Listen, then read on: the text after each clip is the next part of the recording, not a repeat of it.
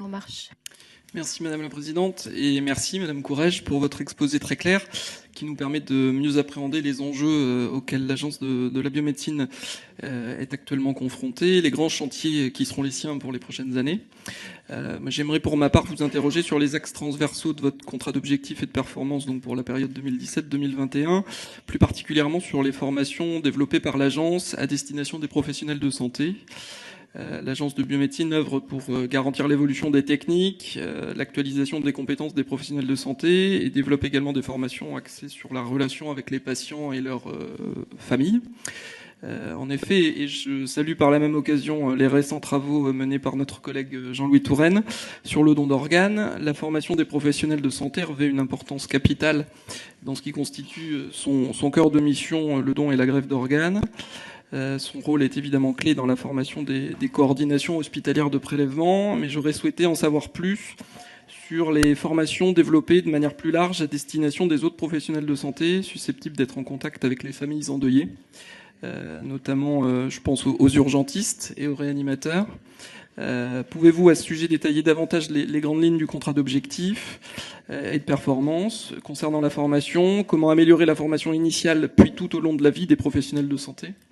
Et puis, j'aurais également souhaité savoir comment s'organise en plus de la formation des professionnels, la mise en place d'une communication adaptée avec les patients sur les autres champs de compétences de l'agence, notamment sur l'aide à la procréation.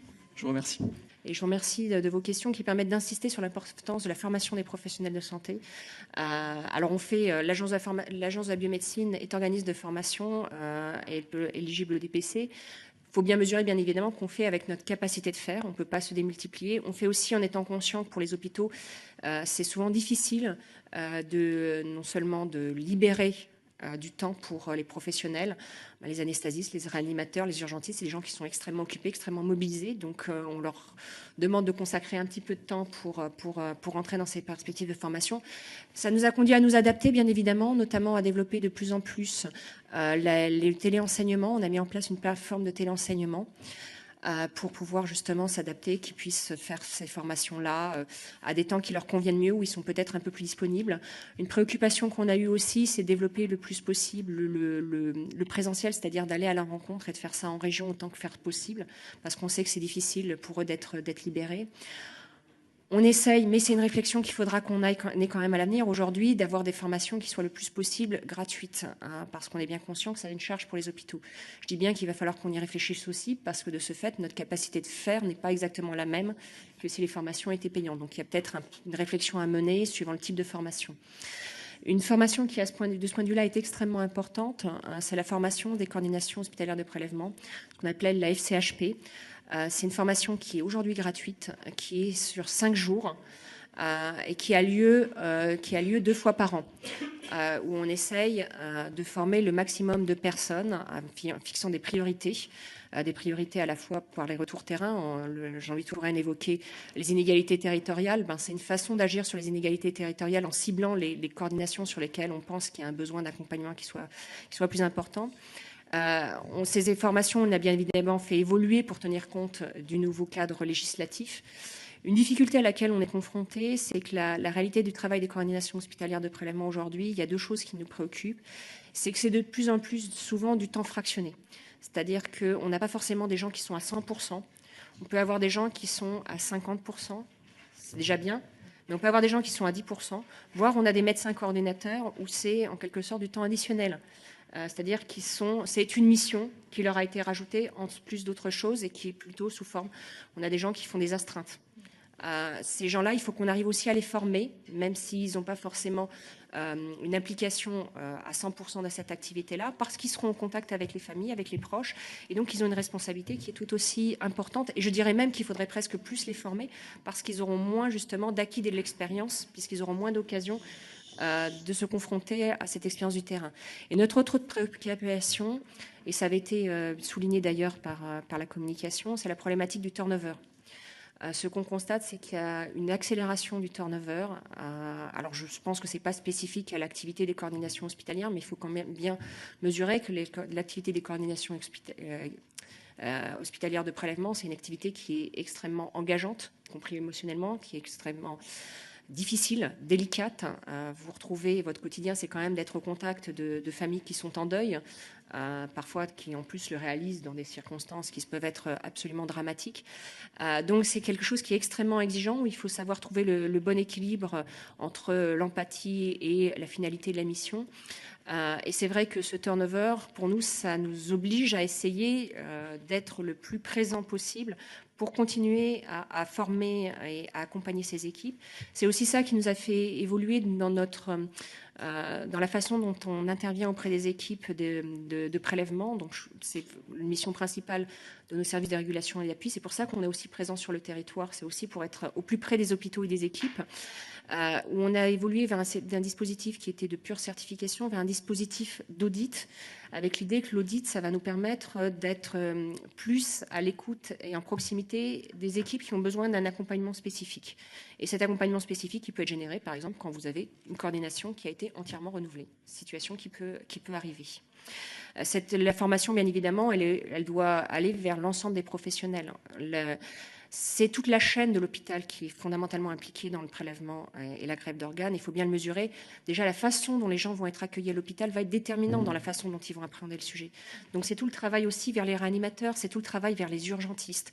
On essaye, là, la plateforme de téléenseignement, pour nous, est assez précieuse, justement, pour aller vers ces publics. Qu'on essaye de mobiliser, de sensibiliser, qui sentent pour certains parfois un peu éloignés de la problématique. Donc on a aussi un travail de proximité à faire avec eux pour bien comprendre qu'ils ont un rôle majeur à jouer dans ça. Je ne parle même pas des réanimateurs pour lesquels c'est évident, parce que dans les bonnes pratiques qui ont été mises en œuvre suite à l'amendement et qui sont très précieuses pour améliorer les pratiques professionnelles et essayer de lutter contre la disparité régionale, on insiste bien sur le fait que les entretiens doivent être faits à deux voix. Et deux voix, c'est la coordination hospitalière de prélèvement, mais c'est aussi les réanimateurs. Donc, ils ont un rôle très important à faire. Sur la communication sur le don de gamètes. Alors ça, c'est un sujet qui est extrêmement important parce que dans les leviers pour augmenter le don de gamètes, sur lequel, je rappelle, sur les dons spermatozoïdes, on est à peu près à l'équilibre, mais c'est un équilibre qui est extrêmement tendu et fragile, donc il faut continuer vraiment à travailler. Et le don d'oocytes, pour le coup, malgré les augmentations de ces dernières années, il faut bien mesurer qu'on est en situation de vraie pénurie. Il y a plusieurs leviers d'action. Il y a un travail important qui a été fait sur l'offre de soins, avec par exemple l'ouverture récemment au CHU de Nantes d'un nouveau centre sur le don d'oocytes. Il y a un travail qui a été important qui a été fait sur les financements, pour que les financements soient plus adaptés à la difficulté de cette activité et plus incitatifs pour les équipes. Mais il y a aussi un travail important sur la communication, parce que c'est un don qui est méconnu. C'est un don qui, pendant longtemps, ne faisait pas forcément l'objet de communication grand public. On y est venu plus tardivement. C'était d'abord un don qui était très intermédiaire, très tourné vers... On communiquait vers les professionnels et à charge pour les professionnels, finalement, de communiquer. Donc, on s'adressait beaucoup aux gynécos, par exemple, ou aux professionnels de l'AMP. Depuis quelques années, notamment grâce à l'impulsion donnée par un rapport de l'IGAS de 2011, on communique vers le grand public en essayant d'avoir une communication, bien évidemment, qui respecte la sensibilité du sujet, mais qui essaye d'être le plus pédagogique possible. Et on a diversifié les modes de communication. Par exemple, depuis juin 2015, on fait aussi des campagnes nationales à la radio. On fait des campagnes, je ne sais pas si vous l'avez vu, on avait fait un petit film d'animation pédagogique qu'on avait mis sur Internet. Pour la première fois, ces films avaient pu être diffusés au cinéma avant deux films qui avaient... bien évidemment, on avait choisi des films qui n'étaient pas forcément les films sur lesquels il y avait un très jeune public, ça va sans dire, on avait choisi ça avec tact, mais avec le sujet justement d'avoir des communications qui peuvent toucher le plus grand nombre possible de personnes. La dernière campagne de communication, celle de l'automne, on a eu des retours qui sont extrêmement positifs, notamment de la part de professionnels. Alors c'est toujours difficile pour nous de mesurer l'effet concret et l'impact parce qu'en fait on a les chiffres de l'AMP et des campagnes qui sont stabilisés en général avec un décalage de 2 ans. C'est pour ça que par exemple que dans le rapport d'activité 2017, c'est les chiffres de 2015 qu'on donne, parce qu'en cette assistance médicale à la procréation, finalement on regarde si ça a marché ou pas. Pour cela, il faut qu'on aille jusqu'à la naissance. D'où le décalage de 2 ans, le temps de renseigner et d'être allé jusqu'au bout de cette activité. Les campagnes de communication don de gamètes, c'est vraiment des campagnes qui sont privilégiées. Là, on vient de lancer un nouveau marché. On va bientôt sélectionner l'agence de communication qui nous accompagnera, avec vraiment deux objectifs prioritaires qui leur ont été demandés de réfléchir et nous aider à réfléchir. C'est bien évidemment l'objectif de pédagogie comment mieux faire connaître ce don au grand public, comment l'expliquer, et puis un travail bien évidemment sur le recrutement, puisqu'il faut non seulement le faire connaître, mais aussi plus mobiliser les gens pour qu'ils participent de cette démarche.